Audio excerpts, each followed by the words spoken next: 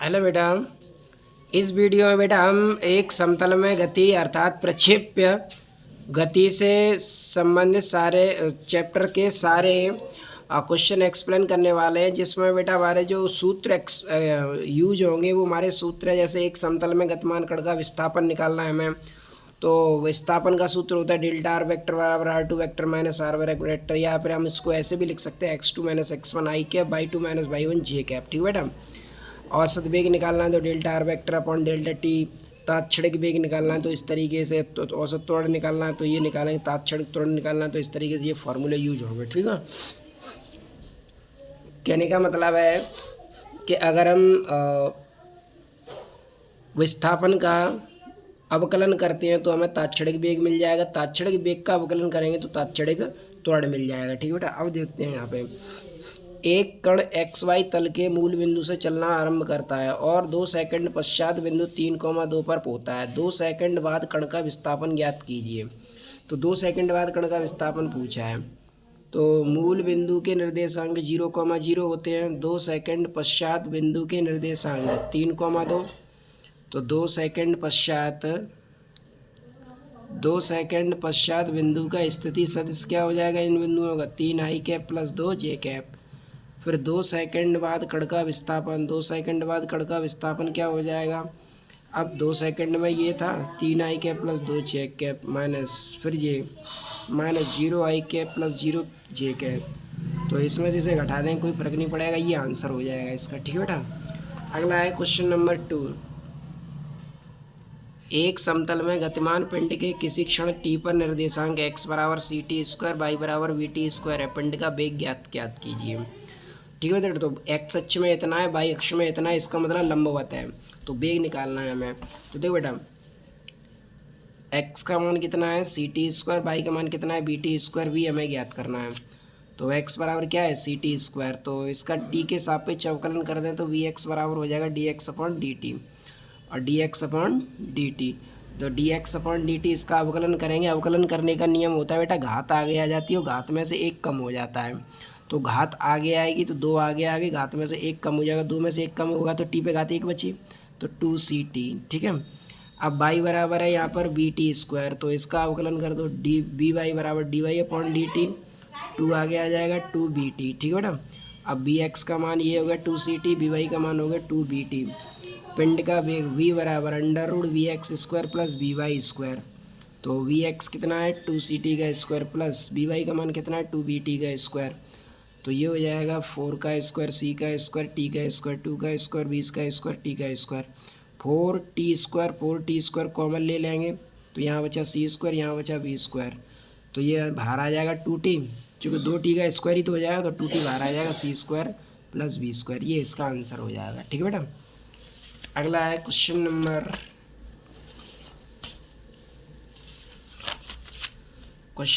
3।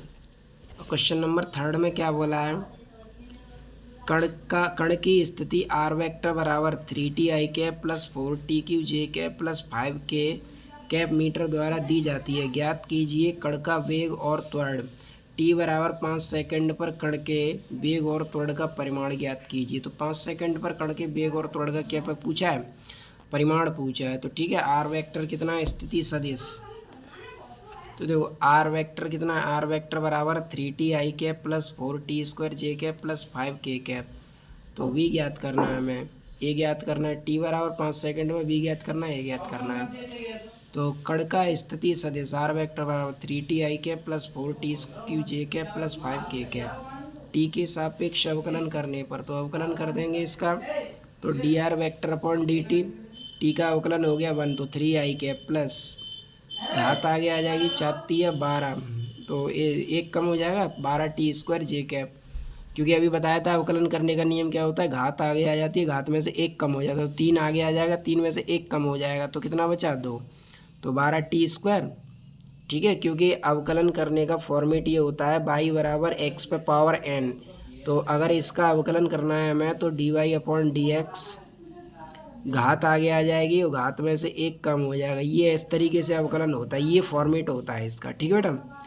तो इसी तरीके से तो 3 आगे आ गया और 3 में से 1 कम हो जाएगा तो 12t² जे कैप। अब ये 5 यहाँ t है नहीं, तो t है नहीं तो ये कांस्टेंट है, कांस्टेंट का अवकलन क्या होता है 0 होता है, कांस्टेंट का अवकलन क्या होता है 0। तो b बराबर कितना होगा 3i कैप प्लस 12t² जे कैप मीटर पर सेकेंड। अब कण का त्वरण निकाल लेंगे, ए बराबर dv/dt, तो इसका अवकलन कर दो तो dv/dt, ये तो कांस्टेंट है, कांस्टेंट का अवकलन क्या हो जाएगा 0। यहाँ टी पे घात कितनी है 2, तो अवकलन करेंगे तो 2 आगे आ जाएगा तो 24 हो गया, 2 में से 1 घटा देंगे तो 12t जे कैप। अब 12 तो ए बराबर कितना आएगा 24t जे कैप मीटर पर सेकंड स्क्वायर। अब ये तो निकला है इनके समीकरण। अब पूछा है टी बराबर 5 सेकंड पर कण का वेग, तो 5 सेकंड पर कण का वेग निकालेंगे तो क्या कर देंगे टी की जगह पे कितना रख देंगे 5, तो टी की जगह पे 5 रख दिया, 5 का वर्ग कितना हो गया 25, 3i कैप, ये हो गया 300। अब इसका वर्गमूल निकाल लो तो v बराबर अंडर ये 3 का स्क्वायर और ये 300 का स्क्वायर, तो 9 और ये 9000, ये आ गया 300, लगभग कितना आ जाएगा 300 मीटर पर सेकंड, कितना आ जाएगा 300 मीटर पर सेकंड। और त्वरण का समीकरण क्या था, त्वरण का समीकरण यही तो था 24t जे कैप था, तो 24t जे कैप ये कण का त्वरण है, टी की जगह पर 5 रखना है तो कितना हो जाएगा 120, इसका वर्ग निकालें तो 120 मीटर पर सेकंड स्क्वायर हो जाएगा। ठीक है, तो इस तरीके से बेटा हमारा ये क्वेश्चन भी कंप्लीट हो गया। इसके बाद है बेटा क्वेश्चन नंबर 4। क्वेश्चन नंबर 4 में क्या कहा है बेटा, द्विविमीय गति में एक कण के स्थिति निर्देशांक समय के साथ चित्रानुसार निम्नानुसार परिवर्तित होते हैं। x बराबर 5 - 4t + 5t², y बराबर 12 - 2t + 3t²। यह यहाँ x, y मीटर में तथा t सेकंड में। ज्ञात कीजिए कण की मूल बिंदु से प्रारंभिक दूरी। गति प्रारंभ करने के 6 सेकंड बाद कण की मूल बिंदु से दूरी और इसके स्थिति सदिश तथा x अक्ष के बीच बना कोण। गति प्रारंभ करने के 8 सेकंड बाद कण का वेग तथा त्वरण।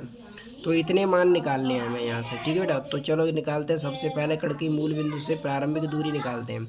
तो प्रारंभिक दूरी ऐसे निकालेंगे, टी की जगह पर सब जगह 0 रख देंगे। क्या रख देंगे, टी की जगह सबकी जगह 0 रख देंगे। तो यहाँ पर सबसे पहले निकालना है हमें कण की मूल बिंदु से प्रारंभिक दूरी, और कण की मूल बिंदु से प्रारंभिक दूरी हमें कब मिलेगी, जब टी बराबर क्या होगा 0। तो x बराबर 5 - 4t + 5t²। तो टी की जगह पर 0 रखें, ये भी 0, यहाँ 0 रखें, ये भी 0, तो केवल क्या बचेगा 5। टी का मान 0 यहाँ रखेंगे, ये भी 0, तो y बराबर कितना आ गया 12। अब निकाल लेंगे दूरी, r बराबर √x² + y²। यहाँ पर ये वाला फॉर्मूला क्यों लगाया, क्योंकि x अक्ष इधर होता है, y अक्ष इधर होता है, और यहाँ पर कितने अंश का एंगल होता है 90 अंश का। और वेक्टर को जोड़ने का तरीका ये होता है 90 अंश पर ये स्थिति बनती है, r बराबर √a² + b², इसलिए r बराबर √x² + y² लिखा है। तो x बराबर कितना है 5, y बराबर कितना है 12, 5 का वर्ग कितना हो गया 25, 12 का वर्ग कितना हो गया 144, 25 और 144 कितने हो गए 169, 169 कितने का वर्ग होता है 13 का। वर्ग से √ हट जाएगा तो दूरी कितनी आ गई 13 मीटर। दूरी कितनी आ गई 13 मीटर। कितनी आ गई दूरी 13 मीटर। ठीक बेटा, अब क्या पूछा है 6 सेकंड बाद कण की मूल बिंदु से दूरी। अब 6 सेकंड बाद पूछिए, पहले तो प्रारंभ में पूछी थी, अब कब पूछिए 6 सेकंड बाद। तो 6 सेकंड बाद दूरी, x बराबर सूत्र क्या था 5 - 4t + 5t², और टी की जगह पर क्या रखना है 6 रखना है। टी की जगह पर क्या रखना है 6, तो यहाँ पर हमने टी की जगह 6 रख दिया, यहाँ पर भी टी की जगह 6 रख दिया। तो 5 6 चौक 24, 6 का वर्ग 36 हो गया, 36 पंजे 180, 24 में तो 5 घटा दो -19, 180 में तो जैसे घटा दो कितना आ गया 161 मीटर। y बराबर 12 - 2t + 3t²। तो t कितना है 6, या t 6, 6 दूनी 12, 12 से 12 कट गया, कितना बचा 108 मीटर।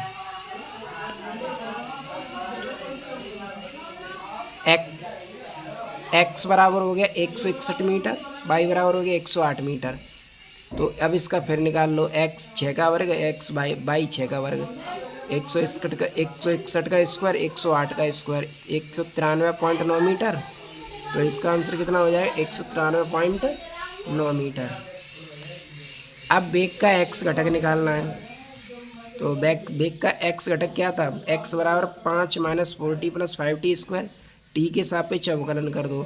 तो अवकलन करने का तरीका क्या होता है, कांस्टेंट का अवकलन क्या हो जाता है 0, टी का अवकलन क्या हो जाएगा 1, तो -4 बचेगा प्लस घात आगे आ जाएगी, ये कितना हो जाएगा 10t, कितना हो जाएगा 10t। तो वी एक्स बराबर -4, टी की जगह पे 8, 8 दाम 80, 80 में तो 4 घटा दो, कितना आ गया 76 मीटर पर सेकंड। अब बेग का बाई घटक, बाई में क्या है, बाई बराबर 12 - 2t + 3t स्क्वायर था। इसका भी टी के सापेक्ष अवकलन कर दो। अवकलन करने का तरीका क्या होता है, कांस्टेंट का अवकलन क्या होता है 0, तो कांस्टेंट का अवकलन हो गया 0 और ये -2t है। टी का अवकलन क्या हो जाएगा 1, टी का अवकलन क्या हो जाएगा 1, तो यहाँ केवल 2 बचेगा और इसका अवकलन करेंगे तो 2 आगे आ जाएगा, तो 3 दूनी 6, 2 में से 1 घट जाएगा तो 6t बचा। टी की जगह पर कितना रखना है 8, चूँकि बाद में उसने कितने सेकंड पर पूछा है 8 सेकंड पर ही तो पूछा है। गति प्रारंभ के 8 सेकंड बाद कण का वेग तथा त्वरण, तो अब 8 सेकंड पर निकालना है। तो 8 रख देंगे इसकी जगह पे, तो ये तो आ गया 76, यहाँ पर भी 8 रख देंगे, 8 × 6 = 48, 48 में तो वोटा कितना है 46 मीटर पर सेकंड, कितना आ गया 46 मीटर प्रति सेकंड। अब 8 सेकंड बाद कण का वेग, 8 सेकंड बाद कण का वेग v बराबर √vx² + vy²। तो vx कितना है 76, vy कितना है 46, 76 का वर्ग और 46 का वर्ग करके इसे जो अंडर से बाहर निकालेंगे तो 88.8 मीटर पर सेकंड आ जाएगा। अब कण के त्वरण का एक्स घटक, तो त्वरण का एक्स घटक क्या हो जाएगा, अब देखो यहाँ पर हमें बेग का एक्स घटक मिला था, यही तो मिला था -4 + 10t, -4 + 10t। अब इसका एक बार अवकलन और करेंगे तो ये 4 0 हो जाएगा, केवल क्या बचेगा 10 बचेगा, 4 0 हो जाएगा, केवल क्या बचेगा 10 बचेगा। और जब 10 बचेगा तो यहाँ पर बेग का एक्स घटक कितना हो गया, त्वरण का कण के त्वरण का एक्स घटक x बराबर 10 मीटर पर सेकंड। अब कण के त्वरण का बाई घटक कितना हो जाएगा, अब बाई में बेग कितना आया था -2 + 6t, तो 2 का अवकलन 0 हो गया और ये केवल 6 बचेगा। तो त्वरण का बाई घटक कितना हो गया 6 मीटर पर सेकंड। अब निकालने कण का त्वरण a बराबर √ax² + ay², 10 का वर्ग 6 का वर्ग 136, 136 का वर्गमूल निकालेंगे तो कितना आ जाएगा 11.7 मीटर पर सेकंड स्क्वायर, कितना आ जाएगा 11.7 मीटर पर सेकंड स्क्वायर। इसके बाद है बेटा क्वेश्चन नंबर 5। क्वेश्चन नंबर 5 में बेटा ये वाले फॉर्मूले यूज होंगे, जैसे हमारा फॉर्मूला है, जैसे उड्डयन काल t बराबर होता है 2u sin θ/g। u क्या होता है यहाँ पे प्रारंभिक वेग, क्या होता है प्रारंभिक वेग। अधिकतम ऊंचाई के लिए फॉर्मूला लगाना u² sin² θ/2g, क्षैतिज बराबर u² sin 2θ/g, ठीक है। तो यहाँ से हमें 5वां क्वेश्चन क्या है, एक पत्थर पृथ्वी तल से क्षैतिज से 30 अंश के कोण पर, तो थीटा कितना दे रखा है 30 अंश, 49 मीटर प्रति सेकंड की चाल से फेंका जाता है। उसके उड्डयन काल तथा क्षैतिज परास की गणना कीजिए। जी का मान 9.8 है, ठीक है। तो देखो यहाँ पर थीटा कितना दे रखा है 30 अंश, प्रारंभिक वेग कितना है 49 मीटर पर सेकंड, जी का मान कितना है 9.8 मीटर पर सेकंड। टी ज्ञात करना है और आर ज्ञात करना है। तो पहले निकालेंगे उड्डयन काल टी बराबर 2u sin θ/g। अब u कितना है 49, तो ये हो गया 49, थीटा कितना है 30, तो ये हो गया 30, जी का मान कितना है 9.8, तो पॉइंट हटा देंगे, 0 बढ़ा देंगे तो 490/98, sin 30 का मान 1/2, 2 से ये 2 कट गया तो 490 कितना बचा 98। अब देखो 49 थे, इसको काट दो, क्या बार कट गया 2 बार, तो 10/2, 2 से 5 10 काट दो, क्या कितना आ गया 5 सेकंड, कितना आ गया 5 सेकंड। तो उड्डयन काल कितना आ गया 5 सेकंड। अब निकालना है हमें क्षैतिज परास, तो क्षैतिज परास का सूत्र होता है r बराबर u² sin 2θ/g। अब u का मान कितना है 49, u का मान कितना था 49, तो ये 49 का स्क्वायर, थीटा की जगह 30 sin 60 बट्टे 9.8, पॉइंट को हटाओ, 0 बढ़ाओ, 490 बट्टे 98, यानी 50। ये 2 बार कट गया, ठीक है। क्या बार कट गया? 2 बार। तो ऊपर बटे 490 √3 और 2 का 2 में गुणा कर देंगे, कितना हो जाएगा? 4। 4 का इसमें भाग देंगे तो ये आ गया 122.25। √3 का मान रख दिया 1.732। जब इसका गुणा करेंगे तो ये आ जाएगा 212.2 मीटर। कितना आ जाएगा?